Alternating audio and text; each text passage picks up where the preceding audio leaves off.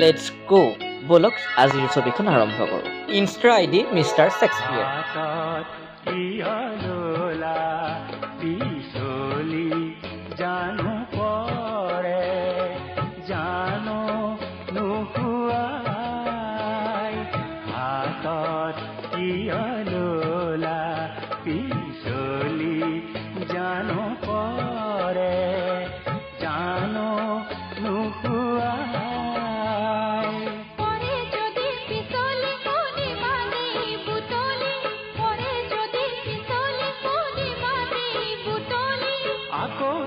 পিছলি যায়